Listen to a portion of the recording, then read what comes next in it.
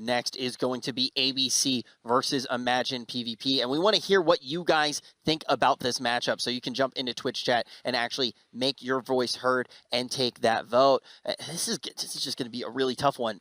First of all, Asia is fighting to stay in this. If we see Imagine PvP go home, that is going to be an entire region that is no longer going to be into that top 10. And now for ABC, I mean, we've seen them fall short before. Last year was at European Regionals. I think this time it would be an absolute heartbreak for them, Adrian, if they didn't manage to win this one. Yeah, that's the exact word I would use. I mean, let's not forget, Alec almost quit the game after such an antagonizing loss to the former Method at the European Regionals last year. He's back now, and this is a team that we always hype up. Like, we've been talking about it, Europe as a region, like the top 3 teams from Europe being so strong. Actually, it's North America that's come out 4-0 today. They have been looking on fire. Sneaky Snakes especially, the collab definitely deserved after some of their performances. But Sneaky Snakes, not a team that you'd expect to be taking out the likes of ABC. They really showed up in that series. And honestly, there's nothing to say but they outplayed them. ABC now up against the ropes is a huge upset for many people.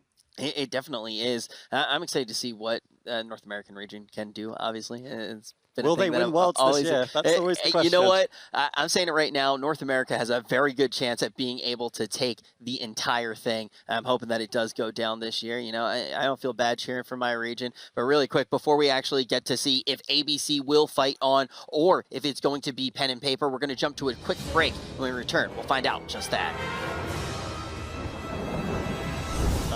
Yeah, this is not looking as good for pen and paper as it did for Method. Full stun over on to Doe right now as he gets down to 5% HP. Life Cocoon coming in very clutch. Stack, though, with the Astral Shift. Pen and paper playing this potentially a little bit sloppy right now. That is going to be the way. Trinket for that, able to get out, uses his artifact, should be able to stabilize Shapers. Yes, out Q though, connecting onto PCAT. He's gotten to the stun. 2% HP. Can he hold on a little bit longer? Saji caught into the crowd control, trying everything he can to keep him alive, but he gets out this game. And this is another thing, right? Dampening should theoretically, it should support the Thundercleave. They've got the MS, but it just doesn't look like that. The CS onto Saji, he was low on mana. PCAT just...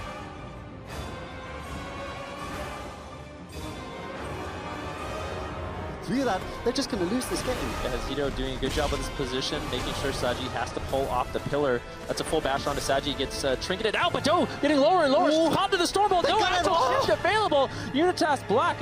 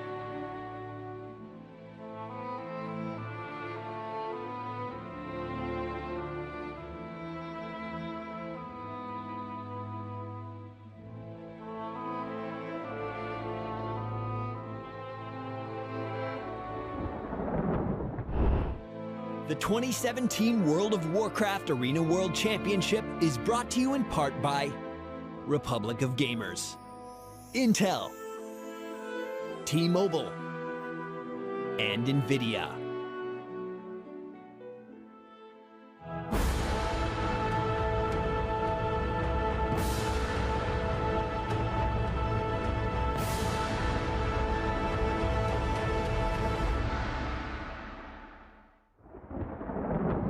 It is time for the final match of the day. One team will be going home, the other will be going on to play in Anaheim. My name is Rich Campbell. I'm going to be your host, and I'm the only one on this desk who hasn't played on the BlizzCon main stage. We have Elliot Venruki Vencel to cast with Healing Stat, and then also as our expert, we have none other than Sidu. And guys, this match is just absolutely insane. I think either way, it's crazy. We're going to see either a whole region go home right now, right here in Burbank, or we're going to see one of the teams that I think was one of the favorites to win the entire thing potentially go home.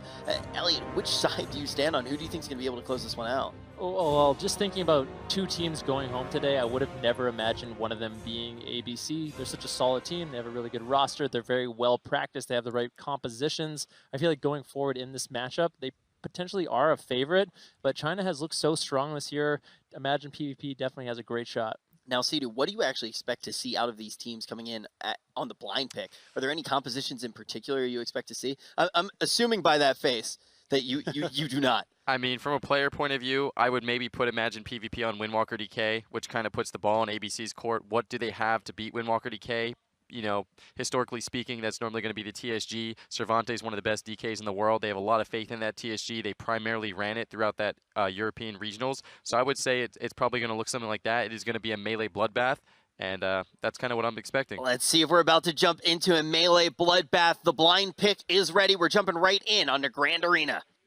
Yeah, it's going to be interesting to see what ABC do lock in. I mean, this is something that it could go either way, right? We saw the Rat Warriors coming out, and we saw the Thug Cleave, like all these comps that just ABC would play. On the flip side, you've got the China #2 team, and everyone's been saying that they would do so well just because of that multi-comping ability. In fact, I think they played the most comps of anyone in their region with 8. Yeah, you may notice that we're not in a Grand Arena Yep. right now. One player does have an audio issue. We're going to make sure that the comms are all set up right now. We don't want to have the players in a position where they can't hear each other when they actually do jump into the match. But I want to go back to talking about that blind pick like we just were. When you're actually, as a player, sitting up there, Sidu, how do you guys go about the blind pick? Is it all just assuming what they are going to play? Is it based off of war games? There's a lot of strategies you can do with the blind pick. Some people actually just decide to flip a coin. They can't make the decision. They leave it up to fate. That's one way. I kind of like to think of it logically. You try and think about what they're going to run, what they're most likely to run. You try and think about what they think you're going to run. So there's so many levels of mind games that you got to try and avoid.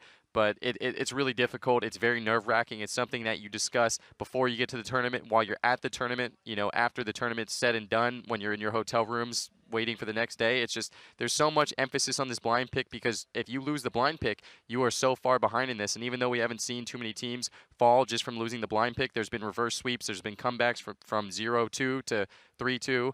Even though they ended up losing the series. So I wouldn't say this is a series with too much emphasis on the blind pick, but there is definitely a lot to think about. Yeah, that's actually been somewhat of a pattern. We've seen a lot of series not coming down to the blind pick today, but it's undeniable how important it really can be here. I have another question, though, for you, Sidu, and that is going to fall completely on to Alec, formerly known as Daisy Duke.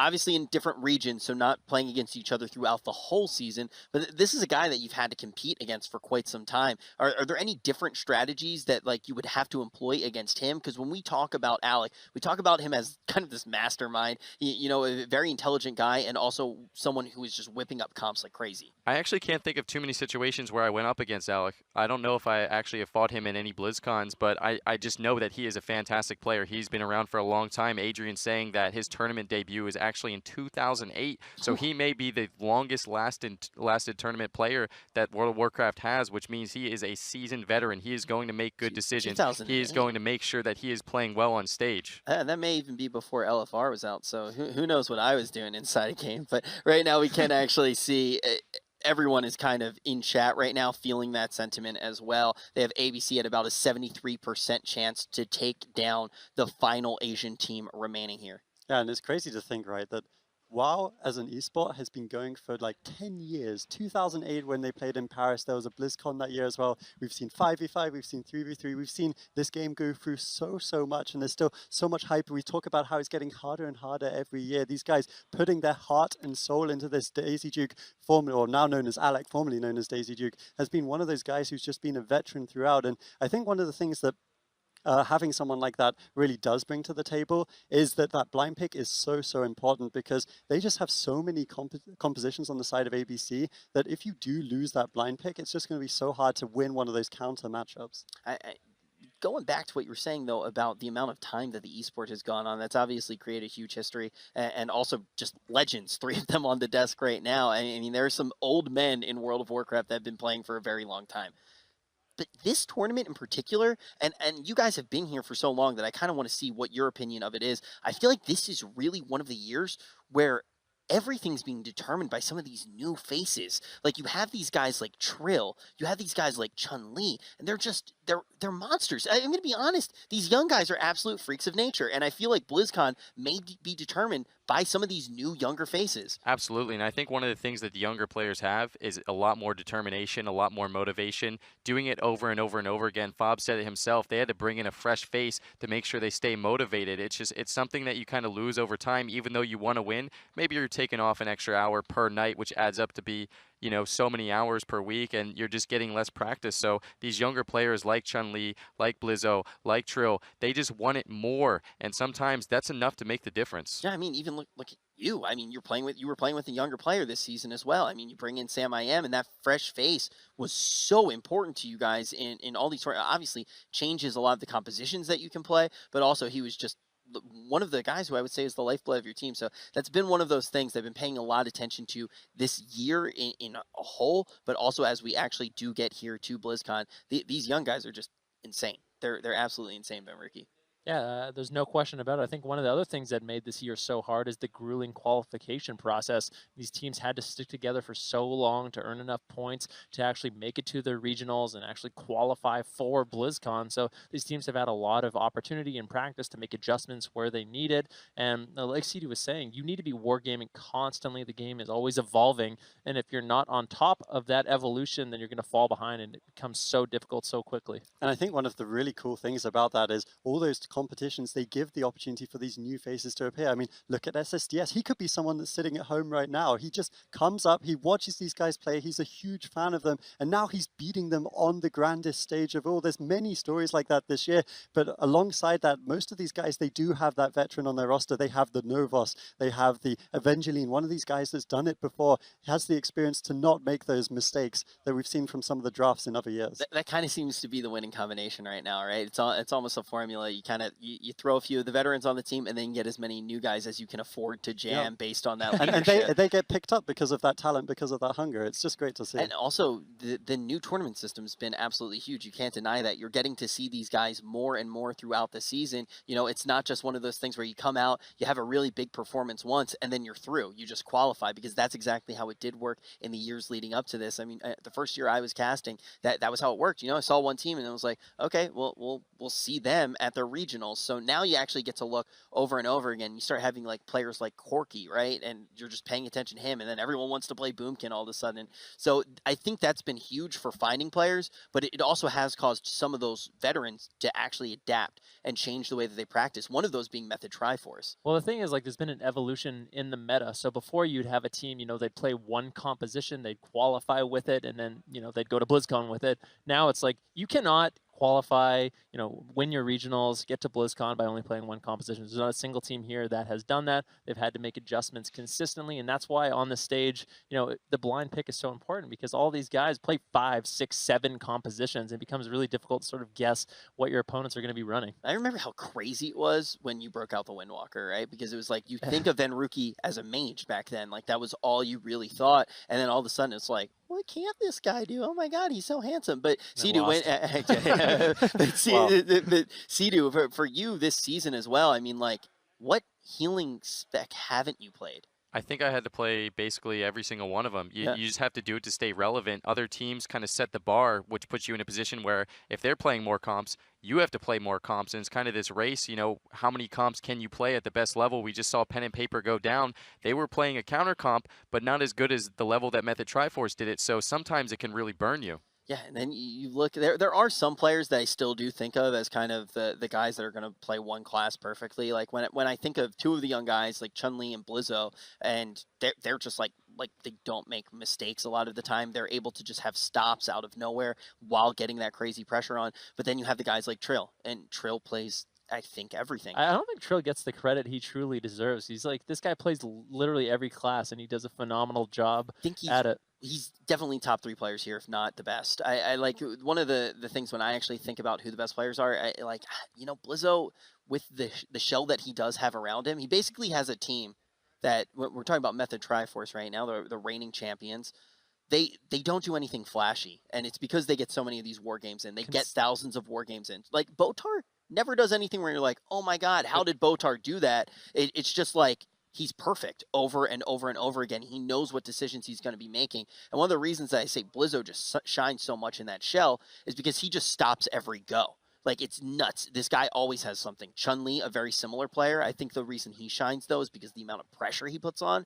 But then you have Trill, and he's actually, I think he plays half the classes that, like, his team plays as well. He's a nut job. He's incredible. Well, consistency is very important. I mean, another perfect example, Nerd Rage. You know, he was on the team formerly known as Emo, now Rockets Eclipse. He does a phenomenal job with his offensive and defensive play, been such a key part of his team's success, plays amazingly, but he really doesn't ever get the credit that he deserves. You know, we always talk about Blizzo, but another phenomenal player. So sometimes these players that are really consistent, maybe not making the most flashy plays, but so solid for their roster is really a big part of the reason that they win. And I think a lot of these new players, I mean, we're listing them now. A lot of them are in North America, and like I mean, obviously, let's not beat around the bush. So Europe has won the last few years, but a lot of these upcoming stars, the Trills, the Chun-Lis, you had to rub that in. But I'm being serious. I mean, NA is 4-0 today. That's something that a lot of people wouldn't have expected, and the reason they don't expect that is because they underestimate Trill. Maybe they even underestimate Chun-Li. They expect these players to be able to be upset, but they just keep performing this year, and it's, I mean, how far does that go? Does that win them BlizzCon? It may well do.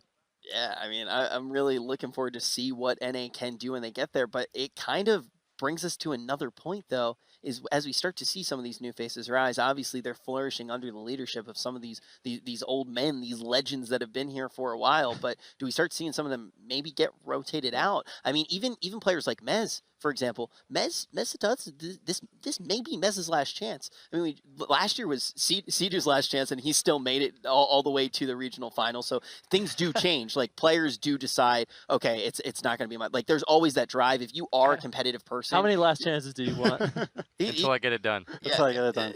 I know that. Yeah, Cedar will be back. There's no doubt about that. But do we start to see some of these faces that have been here for a long time? I mean, you've been playing with a lot of them. Do you think we start seeing them rotating out for these younger players? I think it's definitely up to them. I think the veterans are always going to have the experience. I think the biggest thing that the veterans have is comp decisions, map picks, you know, being able to keep their team calm. I think earlier in the European regionals, there was a time where Blitzo wanted to sub himself out, and Fab said, man, you got this. Like, I have faith. It doesn't matter that you made a mistake. He said the right words. He had words of wisdom, carried Blizzo through that finals, not by playing, by just encouragement. And I think that's something that the veterans have. So having a good balance and a good mixture of that is definitely something that you want on a team. Yeah, we've joked in the past about, like, Fabs sometimes not always, like, playing as much as some of the other players on his team. I've made the jokes quite a few times, but even when he's not playing, he's just such a huge influence. And I think that that's something that only a veteran can do. And he said something inside, we got a chance to sit down with them, I believe it was yesterday or the day before.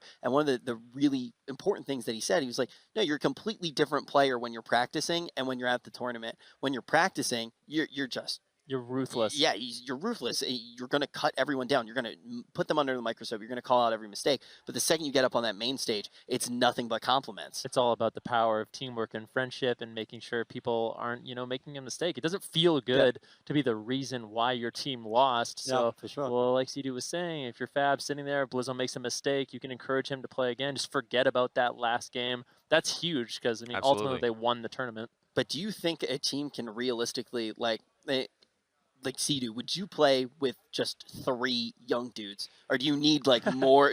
Can there be just one mom on the team? It really depends. The situation we're in now with how many tournaments WoW actually has, it gives a lot of people time to actually prove themselves throughout the year. So at the start of the year, if you were like, hey man, Chun-Li's awesome, you should go to regionals with him, and I didn't see him playing an online tournament, I would say you're absolutely crazy. And then when he gets to regionals and he knocks me out and I go home, I would be kicking myself. So having those online tournaments to allow players to actually show how good they are is really, really good. Yeah, and it just seems like there are countless opportunities springing up throughout the year for these players to really shine in. The scene's just grown in so many different ways. I mean, even seeing some players jumping in with different things like the Mythic Dungeon Invitational, you know, there are players like Trill where you start to look at him and it's just like, what will this guy not accomplish? Because he's also in like rating at an incredibly high level. So definitely a lot of players to be looking out for, and we're going to see a whole bunch of them. The party is only getting started here. This is opening week for BlizzCon. This is our last match of the day, and then after that, we're going to be there for BlizzCon proper, and we are going to see the best 10 teams in the world face off and see who the new reigning champion will be. We're going to have to see which region it's going to be. This might be NA's year, but first we have one order of business left to do here,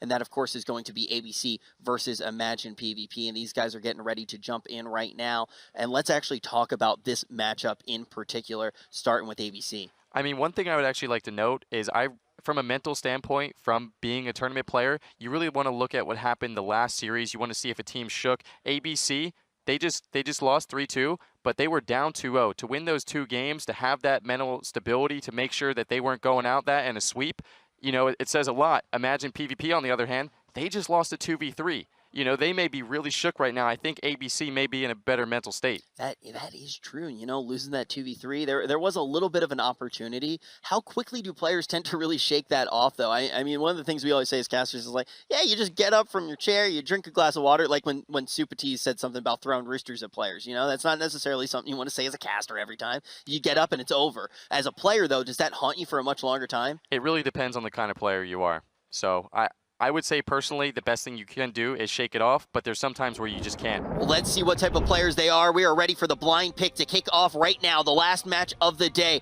Will we see the entire Asian region be sent home, or will we see ABC, the team from Europe, be the one to take their place? Ooh, Zico would be so excited to see this. ABC bringing in the Warrior Mage Druid with the Arcane Mage. This should be a very interesting matchup. Imagine PvP going to be bringing in the Windwalker Lock Shaman. Not the most conventional compositions, but very interesting for this blind pick. Yeah, I actually wonder if this is going to be the best choice into Imagine PvP's composition. I wonder, because the thing is about Warrior Mage, it's very good at putting healers behind. You've got the Mortal Strike for the healing reduction, you've got the Arcane Mage who obviously provides a ton of damage and also provides a good amount of pressure with the threat of the counterspell, the threat of the polymorphs. But Restoration Shamans, firstly, they don't have to worry so much about interrupts, as we do see the beautiful Ring of Frost out of stealth. That's a very good combination from Alec, but also there's not too much like stacking on this side. We've got the Warlock, so he's not going to have to play near Xeon, and that's going to make the Arcane do significantly less damage. Yeah, Xeon committing that touch of death already onto Alec. Really not too much damage coming on very early onto Alec. Ironbark is going to diffuse a lot of that initial damage. Alastair looking to get in a position where he can actually get some CC onto Asgard. Alec taking a lot of pressure, going to be popping that Arcane Power, trying to do some damage over onto Alastair, who does pop that Unending Resolve. That should be enough to deflect his damage. He ports away as well. Not the best start for ABC. Yeah, I think this is really difficult for Alec. He's going to be tested. He's already had to use his PvP trinket. Now, normally for a mage, we don't really talk about that, but as Arcane, it's very significant. If you get caught up in the stuns against a Windwalker, you only have the one ice block, and then you're basically dead. So we'll have to see if Ascraft can heal Alec through this. They're not really getting too much pressure. Another bit of crowd control over onto G. Can they get the pressure on Alistar, though? It doesn't look like it just yet. Ascraft not even pushing in for the Cyclones. Yeah, he's going to gate away from Jai. Jai caught into that polymorph right now. Ports on top of him once again. Alastair in a good position. Maybe getting that full fear onto Ascraft. He displaces away, though. Very well done. Alec in the middle of the map, making sure Ascraft doesn't have to overextend. It's going to be a full stun, but really not too much damage connecting. Once again, it was a DR stun onto Alec, full onto Nixie. Maybe just trying to slow down some of this incoming damage from ABC, but maybe a little bit of a misplay there from Xeon as well. Not able to accomplish too much with that leg sweep. Guy's mana is doing very, very well. Asgaroth tied right now, so no team has a mana advantage at this point in the game. Yeah, notice also that Alec is playing human. That means he has more stun breaks for the Windwalker. That's actually very significant in this matchup. And also the fact that he's playing with the Restoration Druid means that every single time they counterspell the Arcane School, which is very important against the Arcane Mage, the Resto Druid is able to punish Xeon with those Cyclones. So that's well drafted by ABC, good synergy from them. The other thing they've definitely got going for them is Nixie. He's doing a great job of denying a lot of the damage from Alistar. Very annoying as a Destruction Warlock to be tunneled by a Warrior. Yeah, this is weird. Alex having a very difficult time actually connecting any sort of significant damage. Xeon's keeping him honest in the middle of the map. Mark of Ballooneth's going to be cast out. Master going to be using that Unending Resolve to slow down some of this damage. Down to around 40% HP. Getting bursted down huge. Vortex actually on that portal. Well done by Asgaroth, but Alistair looks to be completely fine. Jai just playing max range right now, just spamming out the heals over and over. His team is in no danger of dying right now. Incapacitate on that Iron Bark from Asgaroth. Looks like they're trying to make a swap over onto Asgaroth. Actually getting his trinket there. I don't know if Asgaroth was in much trouble, but maybe just didn't want to fall behind. So that could be an opportunity for a match of PvP coming up. Yeah, Alec dropping very, very low. He does have the Temporal Shield, but if Xeon can connect, they will get the kill here. This is going to be, or they will get the Ice Block, sorry, the CS over onto Asgaroth. Not quite enough. Alec, I actually don't know how he was able to hold on to that, just blinking the sheer mobility from that Arcane Mage. We see now offensive trinket from Xeon, trying to get the pressure here onto Alec. Can they get the Ice Block? Yes, they do. That is huge for this team. He only has one of those, and it's on a 5-minute cooldown. Yeah, it's very long cooldown for an Arcane Mage. Now Alex just looking like he's going to have to play very defensively. This is not what you want, though. As a mage, you don't want to be running back to your Resto Druid, and it's going to be very easy for Xeon to get out, maybe potentially double stuns, as well as those incapacitates onto Asgaroth. Really think Alex needs to reconsider his positioning, pull a little bit further away from Asgaroth, but maybe just wanting to slow down some of this damage, making a swap over onto Xeon, but Xeon realizing the situation, he rolls away, drops a very safe port. He's going to be completely fine. Yeah, the decision making for Nixie is actually quite interesting, because if Alistar's playing that far back, it's really hard for Alec to get any pressure onto him, so he feels like he's doing nothing. But he can't chase Xeon, he's too immobile, and if he stacks up, they're just going to get double stunned with Alec, which would be hugely, I mean, that would just be horrible for ABC, so they need to avoid that, of course. But look at Alec, he's just unable to do anything. There's so many interrupts, so many stuns, he just can't get the pressure out, and G was able to drink to full mana. Asgaroth's trying for a drink right now. If he's able to get that, that will be huge, but even so, Alistar's just looking fine. Yeah, I actually like what Alec is doing. I think ABC's win condition is just stall until dampening. Asgaroth just got full mana. Just play very safe. Do not push in. As soon as Alec is pushing in, he's trying to get, you know, any sort of crowd control on Jai. I really think they're losing. Just let the game play itself. You know, Nixie on that Warrior is going to be doing a significant amount of damage onto that Warlock as he gets lower and lower. But it's going to be the Unending Resolve. He ports away once again to safety. This is what they need to do. Just play middle map. Just hit whatever they can. Don't get overly aggressive. I really feel like if the game goes on long enough, ABC has a big advantage. And one of the things that we saw there is Alistar, when he's using the counter spells over onto Asgaroth, if Alec holds onto that arcane power and there's no counter spell, he will absolutely obliterate that Warlock with the triple procs from the arcane missiles if you can build that up. We see now they're swapping over a little bit to Nixie. Actually, Asgaroth getting caught up in that Hex there. I'm not sure how he was able to get out of that one. Maybe it was the Hex Totem, so that does make a little bit more sense. But Nixie, he's been kind of like the silent majority in this game. He's been keeping Alistar honest so much, and it's just, they've been basically seeing no Chaos Balls from this Destro Warlock. He's on trinketing out there, so that might be an opportunity. Nixie getting a little bit lower, Asgaroth having to turn his attention over onto there. Alec getting a full polymorph onto Xeon. That's going to give ABC an opportunity to stabilize, and now Alastair in the middle of the map getting teed off on once again. And as the game goes on, I mean, we're at 3% dampening. This can only last so long. Nixie on that Warrior is going to shred through this Warlock. You know, Alec and Asgaroth with the Cyclone, with the Polymorph, going to be able to control Xeon quite a bit. Whereas Alastair, you know, Jai, they're not going to have that same sort of control onto Nixie. So it's going to get difficult as this game goes on. Yeah, and then you can see ABC building confidence. Ooh. They want to get aggressive here. Alistar having to trade out the Unending Resolve, and G is dropping mana fast and furious. We see the Ascendance coming out from him as well. He needs to get that big healing, but a lot forced by ABC, and they're getting aggressive. ABC pushing into their pillar, and stacking is a disaster for Imagine PvP. That will allow all of that arcane spread damage. The more people he hits with his barrage, the more damage it does. Xeon behind the pillar is not a good sign for Imagine PvP. Not at all, Xeon. They need the pressure onto Alec, but Alec and Asgaroth, I mean, with this positioning, it's very difficult. Xeon, his only target is really Nixie. Actually, throwing a leg sweep onto Nixie could be a bit of a mistake as well. I don't see much pressure generated with that. It's a 45-second cooldown. might have been much better used onto Asgrath or Alec to sort of generate some pressure, but Nixie's just going to be in defensive stance, just trying to survive as long as possible. I think G actually went down for another drink, so in terms of mana, he's doing very well. Alec maybe making a mistake, pushing in right now, actually gets the full ring. Now Alaster could be in a little bit of trouble, but he does have that unending resolve coming up very, very shortly. This is the arcane power. Alec looking to get very aggressive, connecting the arcane missiles over and over. But you can see the positioning from G. He's behind the pillar, spamming out the healing waves, and imagine PvP stabilizes. And Alec is just the strategist, right? We talk about how smart he is, how experienced. He has been sticking to his strategy this entire game. He's been sitting back, he's used every single counterspell on Alistar, not even tempted to CS a heal on G, and he's also been using the abilities he has very, very well. The Ring of Peace, you wonder why is he walking into that Ring of Peace? It's because he's using the mass invisibility to make it stealth so you can't see it as G, and then he pushes in, gets that. On the flip side though, Ice Block is up, but they definitely don't want to use this as dampening starts to come in. The CS over onto Asgrath, he does have his Iron Bark and his Artifact up, should be enough to stabilize Alec. Yeah, this is the problem. Anytime Xeon chases, he's caught into a Polymorph, then into a Cyclone. He cannot control his character, whereas Nixie, he's not going to get caught into these full fears. He can Berserker Rage them, putting a lot of pressure onto Alaster. Xeon still having good damage right now. It seems like Imagine PvP has a little bit more pressure on their side, but Alex just in full retreat, trying to pressure down Xeon a little bit, and as dampening gets higher and higher, it's going to be difficult for Xeon to sort of stabilize his own HP. G might have to actually come off the pillar. Touch of Death has been committed. A little bit of burst over onto Alec right now, Incapacitate over onto Asgrath. Alec trinketing out of that leg sweep, going to be using that Mass Invis as well to put himself invisible, as well as Asgrath. Mark of Illumith going to be used. Alaster pulled out into the middle of the map though. This is an opportunity for ABC to get super aggressive. He's not anywhere near his portal, but he is right beside his gateway. He's going to be gating out of there, making sure he's not in any sort of danger. Yeah, and G read that perfectly. He was able to get down the Oven Shield Totem and the Healing Tide. So well played by him. They're going to swap it over to Xeon, but they're just going to force the Touch of Karma. Unlikely they're going to opt for him as a kill target. We can see Cyclones maybe coming out. So once again, counterspell onto Asgrath. Now Alec will go for the Polymorphs. We see Xeon once again in crowd control, and as soon as the counterspell comes out from the Warlock, Cyclones on Xeon. This is such execution from ABC, looking very good in this game. I'd like to see Nixie use this opportunity to push in on Alistar low, keep up the pressure. They're stacked up right now. They can get the Resonance stacks from the Arcane Mage and get some real pressure here. Yeah, Xeon pushing in again, using the Storm, Earth, and Fire. Full Stormbolt though. Nixie looking to slow down some of that damage as they turn their attention onto Xeon. Xeon doesn't want to be targeted down, so it puts Nixie into that stun.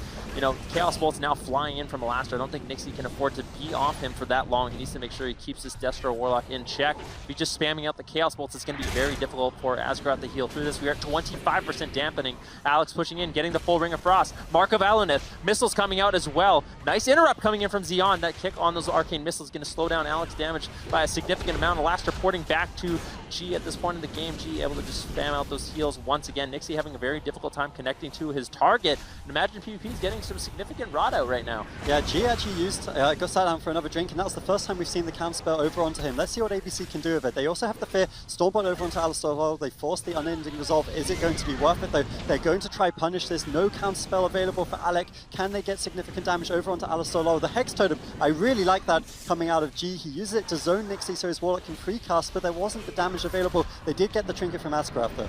Yeah, G coming, or Xeon coming back, putting a little pressure out onto Nixie. This could be the Die by the Sword. No Iron Bark going to be available. Opting to use that Die by the Sword. They want to get really aggressive with the interrupt over onto G. Alaster in a lot of trouble right now. No unending resolve going to be available. Huge damage coming in from Alex. This is the arcane power. Alaster has to be very, very careful. He's in big trouble. Nixie getting lower and lower though. They can make a swap over onto him. Touch of Karma has been committed. Nixie getting lower and lower. Got into the stun. He has to trinket out. He needs to get away. Iron Bark used by Asgrath, but he's caught into the full Incapacitate. Nixie trying to slow down some of this Destro Warlock damage. Caught it into this full Stormbolt, but he's getting lower and lower. Asgrath finally able to connect some huge heals, and now Alaster can be in a lot of trouble as he ports away. G able to just spam out those heals. Very close call for both teams. Yeah, really close call, but the Iron Bark and the defensive stance. This is why in dampening, ABC has the advantage. They have those passive damage reductions, and Imagine PvP are struggling so much. We even see random astral shifts from G. He wants to mitigate as much damage as possible, but you get the feeling the longer this goes on, the higher the chance for ABC to win it. We see the Temporal Shield not going to do too much from Alec at this stage in the game. They do definitely have the damage to turn this around. If they can get the Ice Block and then just keep pressuring Alec, they will win this. The The trouble comes when Xeon is caught up in crowd control such as this, and they just 3v1 Alistar. Yeah, I'll start getting lower and lower. Cyclone over onto Xeon. Can he land the full Ring of Frost? It doesn't look like it. Something really nice for Alec in this game is he has that Fell Hunter, but that's a full fear over onto G. Alistar going to port into the middle of the map as he gets lower and lower. Alec's able to connect the damage, unending resolve. He needs to be able to tank through some of it. Asgrath pushes in for the full bash, almost into execute range. G gets locked out. This is so hopeless for Imagine PvP, but they somehow managed to hold on just a little bit longer. Arcane Power, pot the full Cyclone. Ooh. That might have been the killing blow coming in from Alec. Might have been a misplay there, but if they can get any CC out onto G, looks like they're going to stabilize. That could have just been easily the game with that Arcane Power coming in from Alec, but now Elasta's going to be completely fine. Alec must have been screaming.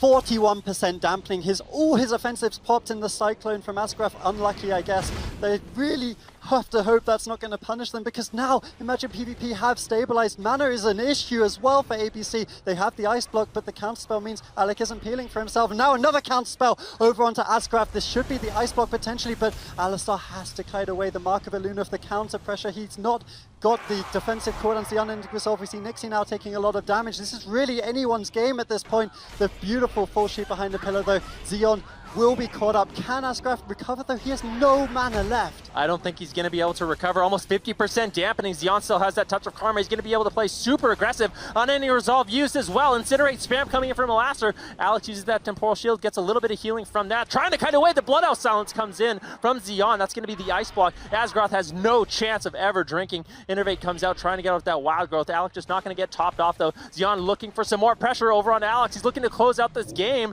Imagine PvP smells blood.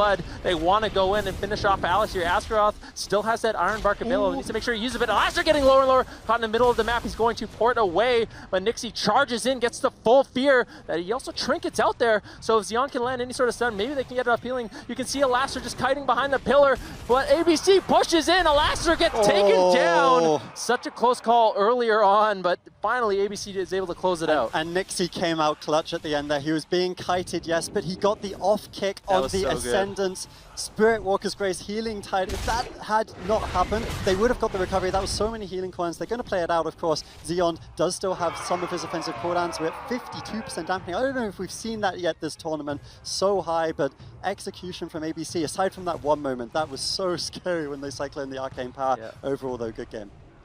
Yeah, of course they are going to play this one out. We already seen some pretty crazy cross kills go down today, but while they are doing that, Sidu, we see these compositions. What exactly is the path of victory for each of these teams for anyone who might not be familiar with what ABC and Imagine PvP are trying to do? So yeah, I actually like these compositions we don't get to see that often, and as the game does play out here, we are finally going to see that kill come in.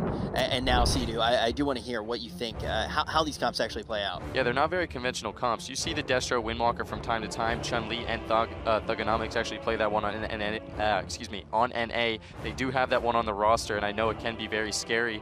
And you never really see Arcane Warrior. You can see the Fire Warrior Holy Pally from time to time. The Druid doesn't normally provide the offense for the Warrior Mage to actually kill. I was a little confused on what they were aiming for. I don't know if either team got the blind pick that they were looking for or got the pick that they were actually targeting for. But when I saw these two comps, I was not expecting 52% dampening. That really surprised me. Yeah, that was one of the things where I was like, okay, I didn't necessarily think this was going to be a huge dampener. There were some other matchups that we saw today where I was like, okay, these should be dampeners. That's what they're trying to do here.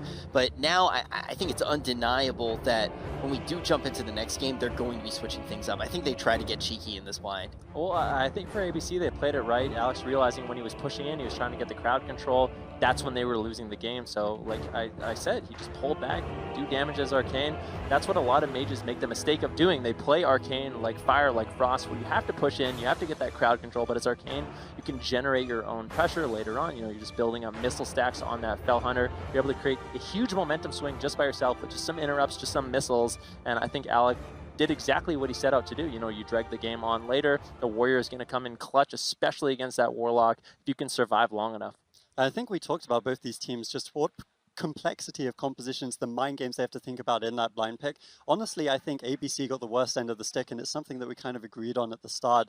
But they played it out very well, considering, I mean, the Arcane Mage isn't particularly strong necessarily in this matchup. They don't really have the benefits of Resonance because there's nothing really stacking. They were really struggling to actually get connections with the Warrior just because of how mobile the targets were. So they just were like, okay, we can't win the game early. We're not going to get the kill. We're just going to play it out till dampening. We're going to use that Mortal Strike from the Warrior. And even with a couple of misplays, as long as their defensive gameplay was good, Xeon couldn't play the game and they were able to win it. Very mature from that. Yeah, and like Elliot said, though, you kind of can't just put yourself in the position where it's like, okay, I'm going to build stacks and then I'm just going to drop all three all at once. And you kind of do create that opportunity for yourself, especially when you get that late into dampening. The thing is, I think Arcane is not too bad in that matchup because you don't die. Like, the good thing about Arcane is you survive. When you're in trouble, you just pull back. Your Resto Druid can get Cyclones out for you, and then you just have a Warrior in their face, disrupting them so much. You can use the displacement to get counter spells, and I think they played the exact strategy that they needed to against this composition. If they had played it any other way, I think they would have lost. Yeah, I definitely agree. I think ABC,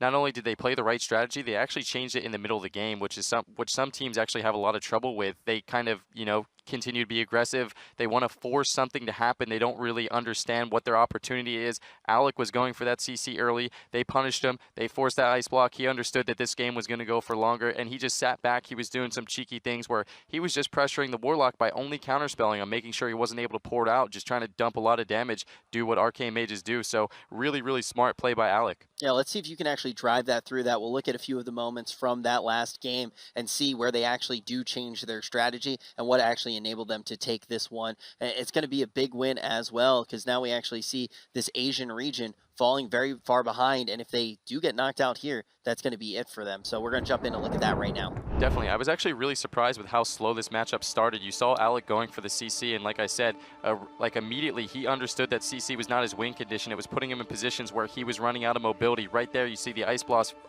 block forced from Alec. Zion doing a great job pressuring him. He's using his mobility too offensively, and now you kind of see him in a position where he's just staying really far away. He's going for those lockouts. He's just going for raw damage. The AP is popped here. Alice can't pop the Unending Resolve because he is locked out on that Shadow Skull. He also can't get a great Vortex there by Asgroth. And Nixie on the backfields. Alice, I don't know how many Chaos Bolts he got this game, but I probably could just count it on my hands. Not too many, so Nixie just doing a fantastic job. Once we get later into the game, Alec kind of realizes that as dampening is stacking, the CC strategy once again becomes viable, knowing that that is their win condition. You see the full ring into the full fear, creating a lot of pressure on Alice. Still not enough to actually turn the tide, so we got to wait till we get a little further in dampening, but so many CDs popped here with the Unending Resolve and the Ascendance G, making sure he does everything to keep his team in the game. And later on, when they actually get aggressive, once again, the full fear, Alice gating out in trouble. This is a situation as a Resto Druid where you think you're insane. You don't realize that your team still has damage. You're out of CC for the Shaman. You want to make plays, but unfortunately, Asgroth, a little missed time. I'm sure Alec was very upset with this one. Actually gets the Cyclone really low in a few seconds here.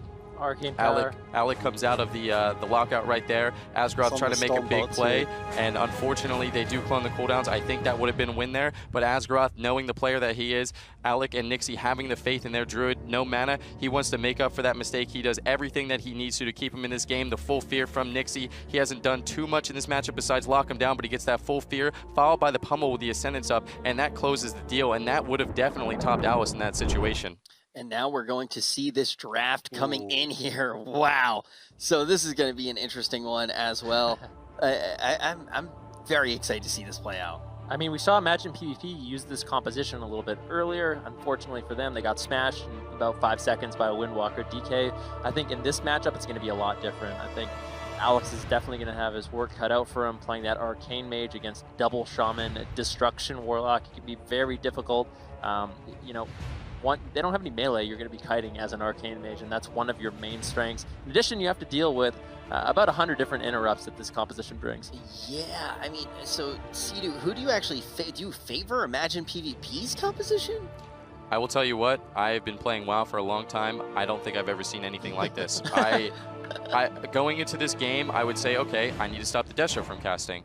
Oh wait, I need to stop the Elemental from casting. Oh wait, I don't want to leave a pillar. So I expect this one to be a long one. All right, so we're all in for a treat. We're going to jump right into this one, and we're going to see, and now Cedar gets to learn a little bit on the desk as well. Let's jump straight in, casters. Yeah, I can't believe we're watching this matchup. All the talk about meta, Death Knights, Windwalkers, all these things. We have Warrior Mage Druid against double Shaman Warlock. Unbelievable. One of the fantastic things about watching these tournaments. Imagine PvP, imagining up some crazy stuff, and ABC, Alec the Mastermind, with another brand new, unique composition that's 1-0 up in this series. We'll have to see how ABC decides to play this one. I think if they try to stall, I don't think they're favored. I think the damage coming in from that Elemental Shaman is going to be much more significant than that Windwalker Monk. We'll have to see, though. Alec pushing in, trying to land that Ring of Frost. Doesn't manage to get it onto G, but, you know, Lasser gets into that. You know, OG Dark going to be taking a little bit of damage early on by that Mark of Aluna. G throwing the Earth Shield onto him to slow him down. Full Fear's coming out. Lasser taking a little bit of burst right now. You know, ABC kind of all over the place, but the swap over onto G is going to force the Trinket Link immediately.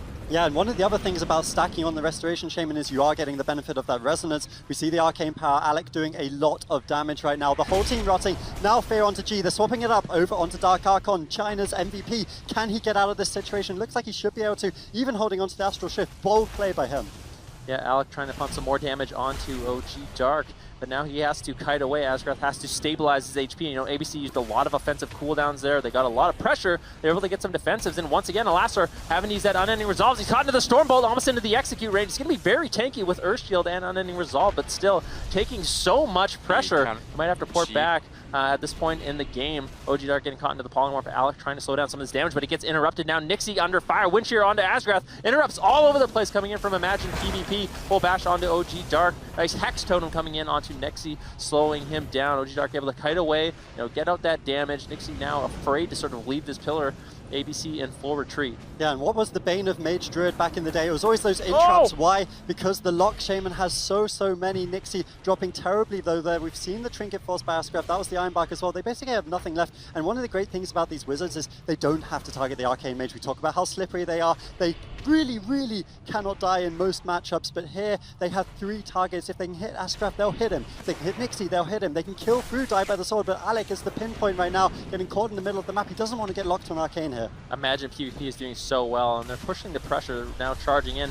Alastor could be in a little trouble, though. That is the Mark of Alunith. Alec does have Arcane Power up if he needs to. Unending Resolve was used, so this is an opportunity for ABC. Alec still has the Arcane Power. Alastor has no wall. If he can build up enough damage, bait out some of those interrupts, he can definitely get out those missiles, get a lot of burst onto this Warlock, but still ABC once again having to run away. I just don't know how long they can sustain this Restoration Druid. Going to have a very difficult time healing through this Destruction Warlock and this Elemental Shaman.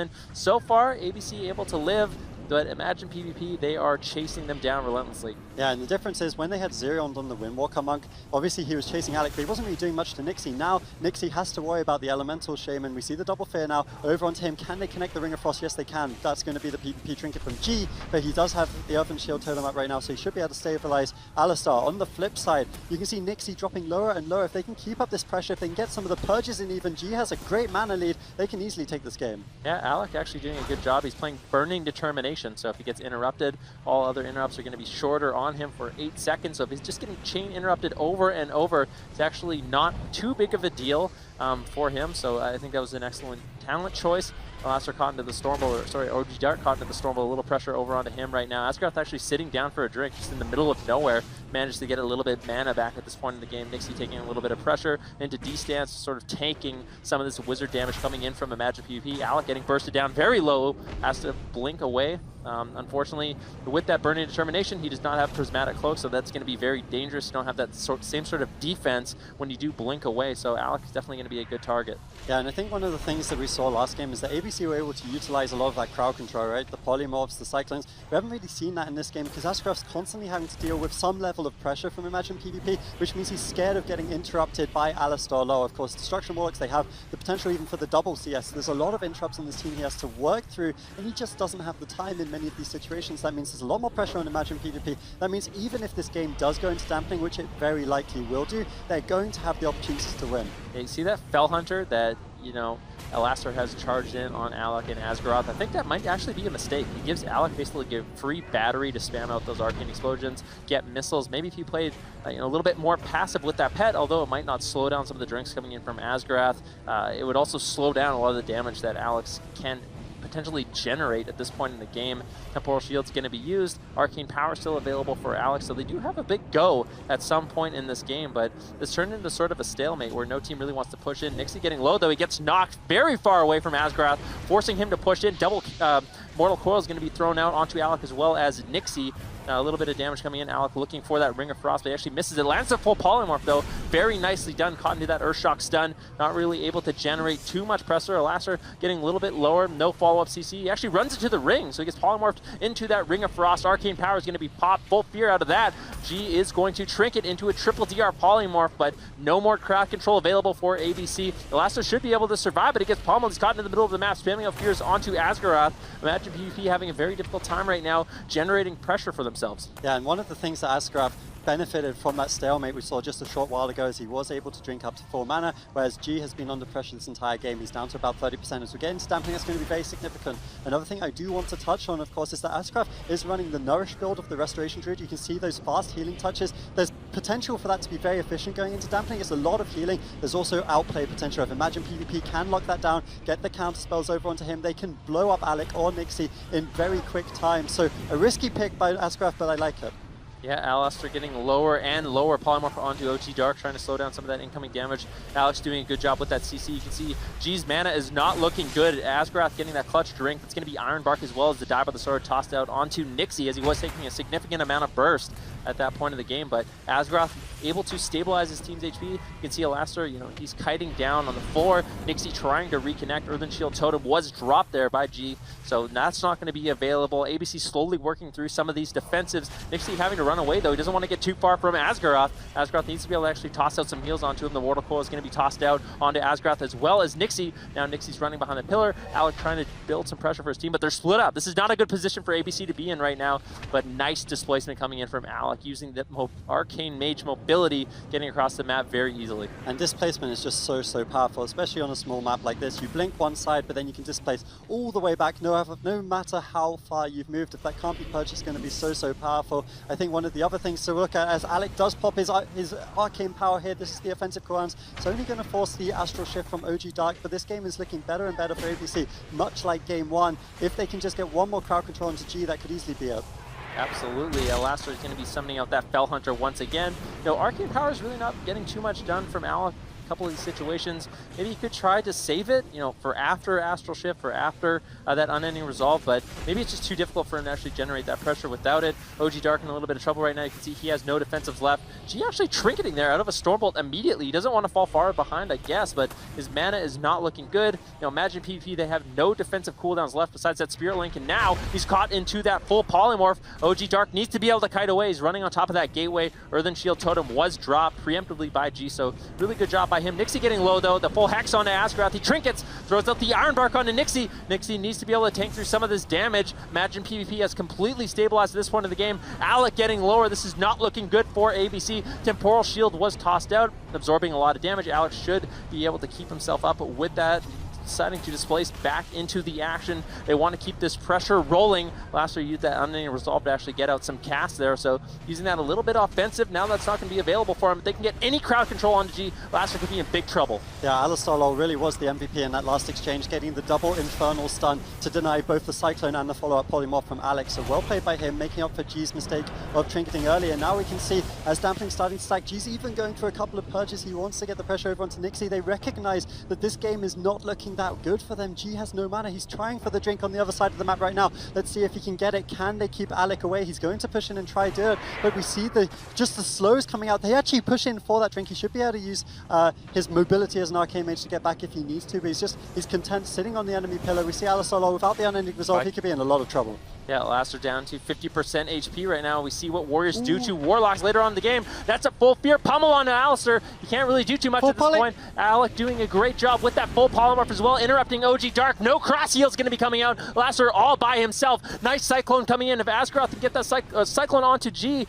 could be the game, but he's not able to. He gets caught into the Fear. Good job by Alastor, even though he's dying, getting out those Fears to keep himself alive. Yeah, tournament lives are on the line here, guys. If Imagine PvP lose this, they're going to be one game away from elimination from BlizzCon 2017. They're feeling the heat as they do swap the pressure over onto Alec. He's just able to displace behind the pillar once again using that arcane mobility. Asgrath now, he's completely dry. Is he going to go for another drink, or is he going to try keep Nixie offensive? These are the kinds of calls you need to make in these high pressure situations, because of course G is going for another drink. Nixie has to blink in, trying to get offensive, but on the flip side, another counterspell onto Askarov. Alec really struggling to get away. I think this might be the ice block from him. Blinks behind the pillar, maybe he's going to be able to get out. Asgaroth completely tapped on mana, looking for a drink. They need to slow down that drink. If Asgaroth is able to drink here, he's actually able to get some. Nixie trading out to die by the sword. This is huge for ABC. G completely tapped, trying to get out of combat. You can see him here desperately looking for that drink, but Alex has no way. Managed to stop that immediately. Alec has that arcane power available, so ABC has potentially huge offensive pressure available to them. Asgaroth sitting down for a drink once again. This is such a hopeless situation for Imagine PvP. They need to make something happen, but Alec is just doing such a great job making sure they cannot get mana. Asgaroth almost completely full on mana at this point. If ABC does not win this game, it would be a throwaway. Yeah, and this is the thing about Restoration Druids. Not only is their mana good just from how they use their spells, they are so good at resetting. They can Shadow Meld, they can go for those drinks, and G does not have that luxury. He's dealing with an Arcane Mage who can blink across the entirety of the map and stop those drinks, and this is starting to look like much the same as Game 1 for ABC. If they can just now connect onto Alistar, G will not be able to keep up. Askarov has the mana to keep Alec offensive. They just need to push in for the kill now. G actually got one tick of mana there. Alistair doing a really good job with the Death Coil as well as that Fear over onto Alec, but Alex still shutting it down. That's a full Fear out onto G, but Alex is getting lower and lower. Does not want to go down without ice blocking, casting out that Ring of Frost. Very dangerous. If he had gotten interrupted there, he could have just gone down without being able to use that defensive cooldown as he gets lower and lower. Asgaroth having to expend a lot of mana to actually top him off at this point in the game. Blaster has no unending resolve, no defensive cooldowns available for Imagine PvP whatsoever. That's a full Stormbolt as well. Alistair needs to potentially kite away, but Nixie taking a lot of pressure as well. Asgaroth having a very difficult time dealing with this damage coming in from Imagine PvP. Nixie has no defensive. Asgaroth has not used his Iron Bark. Needs to toss it out, being very, very greedy. Finally, it's used, but he gets locked out. He's not able to capitalize on that additional healing. Laster using his unending resolve. They want to close out the game right now. Full Fear onto Asgaroth. Laster getting low as well. Could potentially be a cross kill. Polymorph out onto G, but it does break. Nixie getting lower and lower. Laster, though, taken down in the struggle. Can they take down Nixie? Huge heal coming in from Asgaroth, and that is it. ABC going up in the series 2-0. What a game coming out of ABC. It looked like everything was going on. A very efficient Stormkeeper from Dark almost was enough to kill both the players, Nixie and Alec, but they pull it off. There's so much stress on this team. That really was such an incredible game. And before we even jumped in, we heard Sidhu debut as an expert. Now he gets to see what players sometimes do to us when they break out these really weird comps. I'm pretty sure it was you last year. Sometimes we see these really weird comps come out, and as an expert, you're just like, what is going to happen? What did you actually get to see now that it was put to the test? Well, I have to say I was expecting dampening in that match, but I also have to say it was very, very exciting the entire way through. One thing that I have to also note on is I think that the map may have not been the best choice. I don't think them stacking up behind the boxes was good for them. The Arcane Mage was able to do a ton of damage. I think a comp like that may have been better on a much bigger map, maybe Blades, where they could take advantage of some of those knocks. So I think they maybe had the right idea with an innovative comp, but maybe just not all the way through with the map pick. Do you think maybe we see something like that from them again then? Maybe they play it and they switch up the map just a little bit here? Like, do you think that this composition could actually work fighting against ABC right now? I think that's a little optimistic at this point. Right now, you need something big, and you got to figure it out fast. This is something where we were talking about making sure you have those spreadsheets ready. You need backup, and if you don't have all those backup comps, you're going to be in a situation where you have 2 minutes and you have no idea what you want to do. And Imagine PvP is probably in that situation right now, and they are facing elimination. So this is match point for them, and every decision from this point forward matters. They're facing elimination, and their entire region is as well. But let's take a look at how exactly that composition did work and how ABC was able to take it. Sidhu, you already highlighted some of these key moments. Let's see what actually did go down. This game was actually really exciting, and I really like that ABC started off very fast. It was something I wasn't expecting, and not only did they start off fast, they started off with something that's a little unconventional as of lately. They put the pressure immediately onto G, who I don't think was expecting it, immediately forcing out that Trinket link. Later on, Alec actually doing a great job. There's a full CS on G, putting the pressure on Alice, and this is something that in this situation, Alec is saying, Asgaroth, I love you, bro. I just CS the healer. Get ready to spend some mana. There's 2 heavy hitters on this team, and he's still having the the mental capacity to go for those counter spells on the healer. Very ballsy play by Alec, and they were just doing exactly what they needed to do. When they were in that situation, they would run, they would recover, they were going in and out, they were playing absolutely perfect, and I was really, really impressed by them. Right here, you saw the full sheep onto G, followed up by walking into the ring. A little bit of a misplay, actually has to end up trinking the follow-up fear. They get the unending resolve in that go, and they actually end up forcing the Ascendance, which, you know, you got to ask yourself the question, you know, what was G thinking when he was actually going through that ring? And had that be a misplay? And this is kind of the story of ABC. When they're in a situation like this, Asgroth doing a great job communicating that they need to run away, making sure he can get those heals off. He's playing that Nourish spec. And once again, as soon as he tops them, giving Alec the okay to actually go and stop that drink. So Asgroth doing a phenomenal job, making sure his team is topped. And right here, this is where it becomes an absolute bloodbath. Nixie under so much pressure, Jai getting CS'd, Asgroth getting CS'd, and ABC actually comes out on top, even though it was so incredibly close.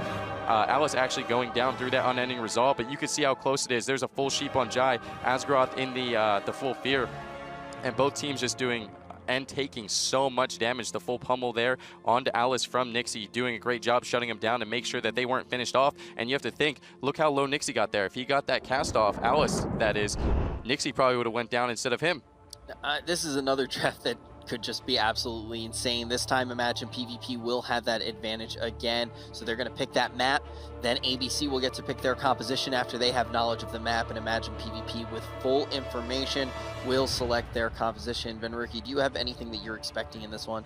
Well, I think ABC is going to lock in the same comp at this point, playing that Warrior Mage Druid with the Arcane Mage. That is a curveball if I've ever seen one before. I don't think Imagine PvP has ever played against that composition before.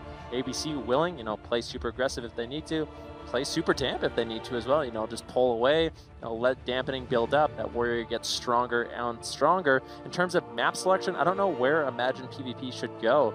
You know, Sidu was saying, potentially go for a bigger map, you know, play that double caster setup, use a bigger map though. That makes it much more difficult for that Arcane Mage to get out that cleave. And I think the map choice here is really important. There's a reason Imagine PvP are taking their time over this one, because it basically dictates what their comp choice is going to be as well. These guys have so many different ones available. They've got the melee cleaves and they've got those caster cleaves. If they pick a big map, they're basically locking themselves into another game of the elemental destruction, whereas if they choose a small map, they open themselves up to maybe something like the Windwalker DK.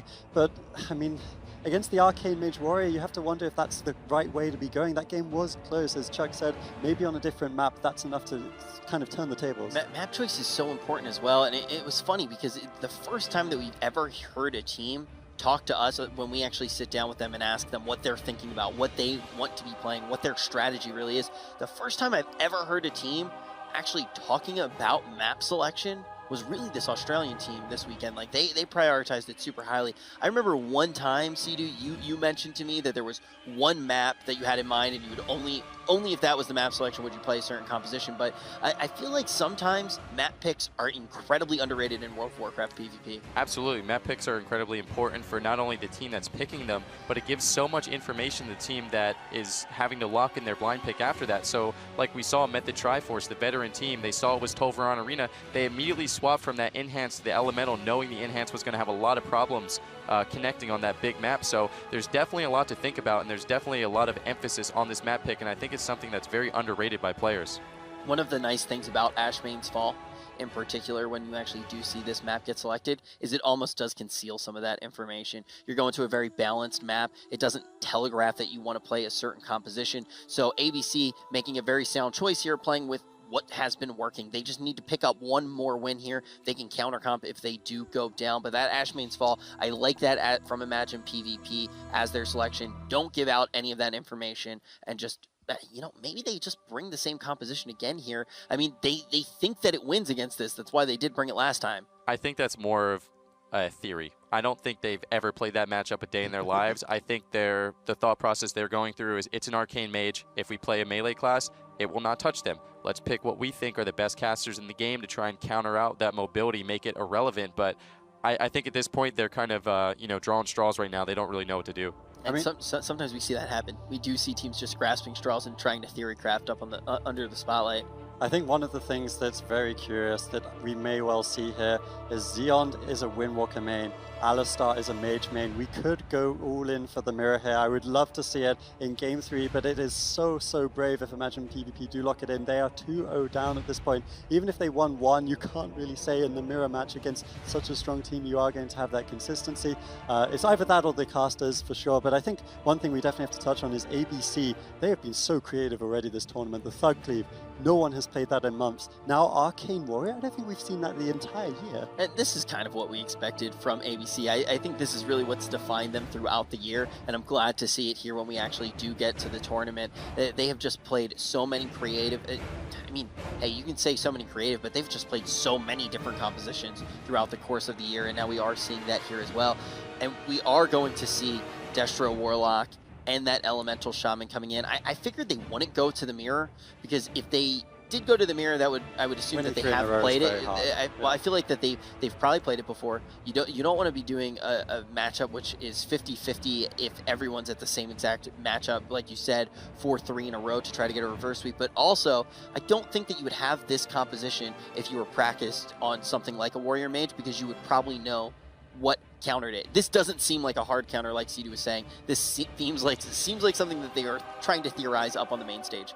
Yeah, I didn't actually mean the mirror. I realized I actually meant like Windwalker Arcane. I think Windwalker Arcane could be quite good into it just because the Windwalker can lock down the Arcane Mage a lot, whereas the Warrior perhaps has slightly less stuns. But either way, they are going to go back into that Elemental Destruction Warlock. And I think on the bigger map, this is a good thing for them. I just wish maybe that they had just gone all in with Tolvir as a map choice. I mean, I think ABC locks in the same comp anyways. Ashermane's still a lot bigger, should be beneficial for them. Yeah, them Rookie Cleave would have been a really cool comp to actually see get busted out here. But now with these double casters, we already did get to see this in the works just a little bit here. Sidu, what do you think their actual path to victory with this could be? What do you think the strategy they should go for is? I think their path of victory is just getting them away from the pillar, and choosing this map I think is going to be their downfall. You could see how strong ABC is running away. Asgaroth just letting his team know, we're in trouble right now, I need to get these healing touches off, and they're going to top you. As soon as he starts casting those healing touches behind a pillar, their entire team's going to be topped, and Ashmane's a very neutral map. It's not going to have enough space for Imagine PvP to actually be able to take advantage of that open map, so I think ABC is going to have to you know, I think ABC is basically going to take this one 3-0. And if they do that, they will be going to Anaheim, and we will see no teams from the Asian region represented. And there was so much mystery around these two teams. Everyone was scared to go up against them. There was no information available, but now they may be taken down by the other regions. It all comes down to this game right here. ABC primed to take it. Thanks for making my call super epic production and going to some dude fishing. Where is he? He's got the best seat in the house. What are you talking about? He is very excited for this upcoming game. ABC potentially one game away from knocking Imagine PvP out of this tournament. We'll have to see how they play it. I mean, such a big part of last game was Asgaroth getting those drinks, and G not able to whatsoever. So we'll have to see if Imagine PvP can get those drinks for G or really shut down the drinks from Asgaroth, because I think that's a huge winning a big part of the way they'll win this game. And I think one of the other big parts is we looked at the player card, the statistics there on Alec. He's only played 7 games throughout the regionals and BlizzCon so far for ABC, but they have been crucial games. 3 of them were against Rocket Eclipse to put them through to the final against Method, of course, in the European regionals. And now he's brought out the Arcane Mage once again, and he's looking very strong on it. He only has 1 loss on Arcane throughout the entirety of all of those, so really showing that mechanical skill in the class. Yeah, Laster looks to be the target of choice very early on. Also trying to get out those Chaos Bolts, but Alex says no way, able to actually interrupt that with Counterspell. Stun over onto Alec as well, but he gets dispelled out of that by Asgaroth. Kind of a stalemate early on, some damage going out onto Nixie. That is the Earthen Shield Totem used as well by OG Dark. Alec using that Arcane Power very early on, looking to get aggressive. Stormkeeper is going to be used by OG Dark as they do try to pressure down Asgaroth a little bit in this game. Maybe that's something Imagine PvP wants to do. They want to get more pressure out onto this Restoration Druid. If he is playing the Vim, it's going to be more difficult for him to heal up Alec as well as Nixie.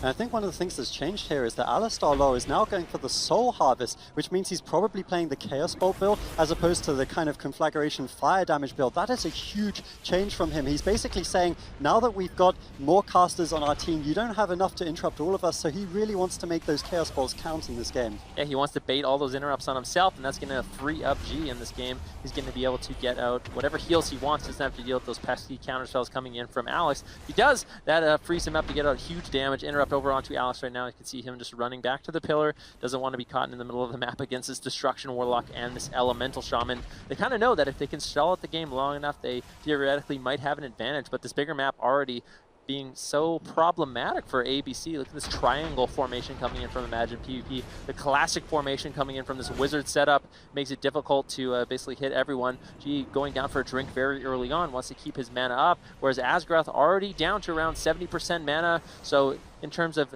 mana, Imagine PvP does have a big advantage at this point. So you can definitely see the respect that's being paid by ABC here. They recognize that if Alec gets locked on Arcane, he can't use any of that mobility, he can't use his Temporal Shield. So that means that those Chaos Bolts with Focus Chaos Shield, they are going to hurt a lot. So he's instead playing by line of sight. He's really going to stick this one out to some heavy level of dampening. But on the flip side, of course, we're losing the Fire and Brimstone, we're losing the Cremation on Alistar, and that was a lot of the reason that Asgrath was having to heal through so much damage. So if they do line of sight this, it should be easy for Asgrath to go for those drinks and just kind of stabilize over and over. Yeah, Alistar you can see running on top of G. He's actually going to be gating away when, you know, Alistar does have that mark of Alanith. He can use that to break his healer out of CC, something to definitely think about in the future. And any resolve is going to be used onto Alistar here as he is down to around 40% HP. Alex taking a little bit of damage in the crossfire. That was Arcane Power, so a decent trade there for Alistar. See G trying to get those heals out onto his Warlock, able to top him off. Nixie getting lower and lower, as well as Asgaroth. OG Dark creating huge amounts of pressure for his team. Asgaroth in a much more difficult situation on this map. If he wants to get heals on his team, it makes him susceptible to taking some of this damage. Lastar taking a lot of burst. Full Fear onto G. He does have that trinket up, so he should be okay. Spirit Link still available as well. Lastar is just going to be running behind the pillar, trying to slow down some of this Arcane Mage damage. Should be completely fine. Nixie having to retreat. I'd like to see ABC use one of these offensive pushes for Asgrath to go drink, but he really just hasn't had the opportunity. He's down to about 20%, but every single time he wants to, either Nixie's low or Alex low, we see a lot of purges coming out, in particular out of Dark Archon, because he, of course, doesn't really get punished so much by having to spend the mana on it. A Soul Harvest did come out from Alistar low there once again. They were just able to line of sight that one, so they do really respect that offensive cooldown coming out of the Destruction Warlock, but if Asgrath can't get drinks, that means that ABC could lose this game quite quickly. Yeah, Asgaroth almost completely tapped a mana at this one. OG Dark pushing in. He has to trinket out of that stun, trying to kite away as some of this damage comes in, but this is looking so good for Imagine PvP. ABC really just can't get anything going. Arcane Power is available for Alec. Asgaroth just not able to get out those drinks. That's what we said at the beginning of the game. It's going to be such an important part of them winning. You know, he in the last game was able to reset his mana basically from being completely to full, which gave them such a huge momentum swing. Nixie having a very difficult time connecting to his target right now, getting some damage out onto Lasser, but they can't be in there for too long, and Alec kind of trying to create as much pressure as he can by himself. That's the mark of Alanith onto OG Dark. So I like what they're doing. Alec needs to just basically hit whatever he can, and Nixie can bounce around. He can get some damage on the Warlock, but I really feel like OG Dark can't be pushing in. They need to punish him with that counter pressure. Yeah, and we can see that when they do push in, we're getting the Arcane Power coming out of Alec. They were trying to get some pressure over onto Dark Archon. They forced a lot of mana out of G as well as that Astral Shift, and now he's caught up very aggressively, maybe getting cycloned by Asgrath. Looks like he's opting to just let Nixie hit him a little bit more, but I really think that, it's super fun to see the old kind of destruction where the Chaos Bolt really does matter. If you get hit by it, Alec might be forced into the Ice Block right now. It reflects the sheep on himself, well played, but the Chaos Bolt's going to connect! It connects through the pillar! It's just not enough to force the Ice Block there. That was a little scary for Alec, but Asgrath is now completely dry. Somewhere in the stands, Thugonomics is smiling. Yeah, he has no mana whatsoever, and you can't heal when you don't have any mana. At least that's usually how it works. OG Dark caught into the full stun now, taking a little bit of damage, but ABC in full retreat once again. Full stun onto Nixie. He has to trinket out of that immediately. Nice counterspell coming in from Alex on that Chaos Bolt. That could have been the end of Nixie right there. So good coordination by ABC, not overlapping the die by the sword. Counterspell is enough to keep him alive for another the day. Asgroth needs to somehow find a drink, though. OG Dark just playing so aggressive that it makes it very difficult. Alec gets the mark of a Luneth out onto OG Dark, but anytime that happens, you can see OG Dark playing very defensive. They know when this Arcane Mage has that damage rolling, they can just play defensive. Outside of that, they should have an advantage. Double stun going out onto Nixie as well as Alec. Alec's getting dispelled out of that, actually trinketing out of that. Nixie trinkets as well, so no trinket available for Nixie, no trinket available for Alec, and no mana available for Asgrath. There's definitely some risks being taken here by Imagine PvP. They are pushing in without the Unending Resolve. We saw Dark Archon also pushing in without his Astral Shift prior, but they have to do it. They know that Asgrath, look, he's going to go for a drink right now. Can they stop it? They do immediately. Rain of Fire into the stun. They actually force the Bark Skin with that one. It's such a desperate situation for ABC. Asgrath has to keep kiting away, but look at Dark Archon's position, always on his tail, always looking for those opportunities to just pressure him. Alec also can't get away from the damage. A beautiful cap thrown at Asgrath there, forcing Alec back behind the pillar, but this is just looking so good for Imagine PvP. ABC is doing a decent job, though. They're making sure they at least get some offensive goes available. That might give, you know, Asgrath an opportunity. You can see Asgrath actually regen some of his mana. That's a full polymorph out onto G. OG Dark looks to be the target of choice. He trinkets out of that stun, trying to kite away. Asgrath gets interrupted on that cycle, and Alec getting interrupted as well. So Laster doing a really good job with those counter spells there,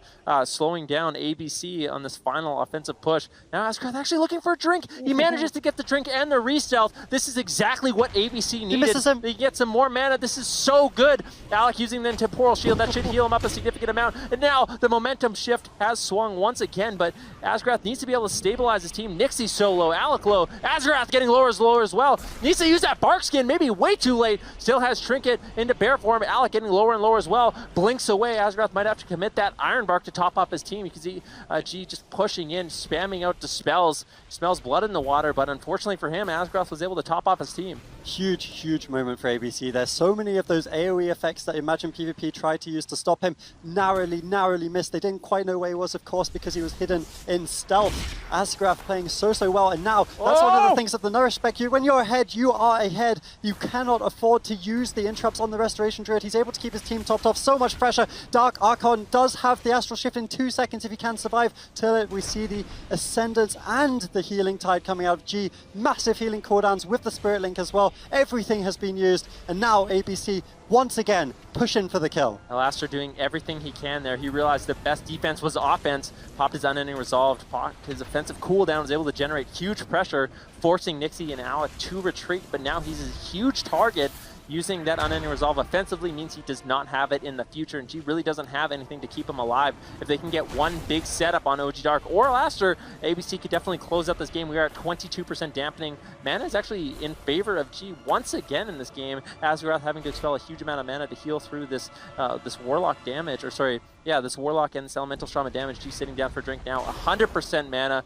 So Imagine PvP in the driver's seat at this point. Yeah, absolutely. That's a big drink for G, of course. Not as impactful, I think, as the drinks from Asgrath, but definitely going to help his team. Maybe he can even use that to get some purges over onto Asgrath, and then that's huge, of course. If he gets purges over onto him, then that will reduce the nourish. But we see OG Dark dropping lower and lower. He will fall. ABC able to take the series 3-0, eliminating China as a region from BlizzCon 2017.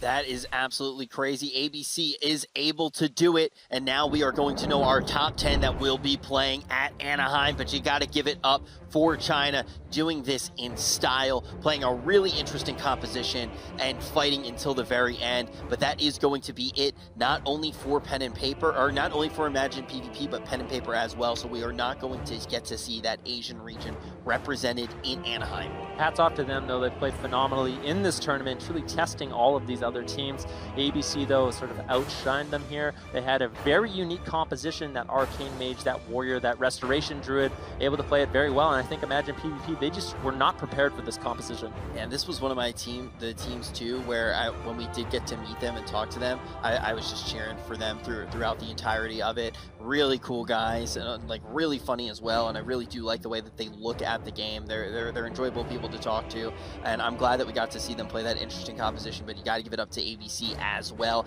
This team has been working very hard for so many seasons to be able to get here, and now they do have their stab still at that big prize, being #1 at BlizzCon. Absolutely. ABC just played that game amazingly. I think the big turning point was obviously when Asgaroth went for that drink. They did an amazing job peeling for him. He was completely out of gas. You could see that the spec changes was definitely taking a toll on his mana bar, but it just really feels like they cannot die as long as he has mana, and they just played it perfectly. He went for it time and time again. Imagine PvP doing everything they anything they could to stop them, and he did stop it multiple times, but eventually he just got that one off that mattered so much, and that's one of the advantages of being a druid. Man, that was so sketchy, though, right after the drink. I almost didn't think he was going to be able to top off the team. Then he started taking pressure as well, and it looked like anyone could have toppled over after that drink did actually come in. Yeah, there's no question about it. It was very, very dire, and you can actually see G pushing in, you know, realizing his team had so much momentum. Although he was way behind on mana, he was going for those offensive purges that put him further and further behind. At one point, he actually sat down. He got full mana again, and it was looking so good for Imagine PvP. But unfortunately, the pressure coming in from that Arcane Mage and Warrior, deep and dampening, just too much to handle. You know, and it could have gone the other way, too. I think we didn't even really get to see the full usage of that drink that did come in, as Adrian was alluding to. After that happened, some purges could have actually been thrown out. That could have been enough to actually make this go the other way, make it go to a game number 4. And this is one of the things that we talk about with the Nourish spec on the Restoration Druid. It's really great when you're ahead and you can't afford to use the interrupts onto the Restoration Druid, but when you start falling behind and you purge off those rejuvenations, you're not getting the benefit of that talent at all. The healing touches are going to be slower and slower, easier to interrupt, of course, and there's just so many risks with that, but it was a great calculation from ABC. They know how powerful the Arcane Mage is. If you are using those interrupts over on the Restoration Druid, then you're dealing with a lot of damage, and in dampening, G just couldn't keep up. They get to take a breather, though, now. ABC gets to take a little bit of a breather. They know that they are going to be playing on Friday at Anaheim in that convention center. And like, being in this position, do they actually get to take a break? Like, do they take a day, or is it just going to be all practice from here on out, Chuck? You got to believe that this team's going to be practicing every single day, every single opportunity that they can. I don't think any team is safe at this point, even the ones that have not lost a game yet, but even more so for ABC. I think they kind of settled in a little bit. I would actually not be surprised if they replayed against Sneaky Snakes if they were going to win that series. I think they didn't have enough confidence in that Thug Cleave, so they didn't have enough experience on it, but they brought it out one game too late. I think that definitely could have been another series, but I am just so shocked with how good ABC is. They definitely are doing their homework. They came out here with a curveball for Imagine PvP, and that's what it's all about, making teams, you know, just uncomfortable. They did not know what to do in this situation. Well, let's hear what they have to say about it. Jackson, take it away. Thanks so much, Rich. I am standing by with both Alec and Asgaroth, fresh off of a pretty brutal series, but these guys definitely seem accustomed to going through the grind, as it were. So earlier today, you guys lost a really close but really tough match. How did you guys take that downtime to regroup? I think we just talked about what went wrong in the... Well, we watched the games as well, and then we decided to queue something else because we got pretty farmed.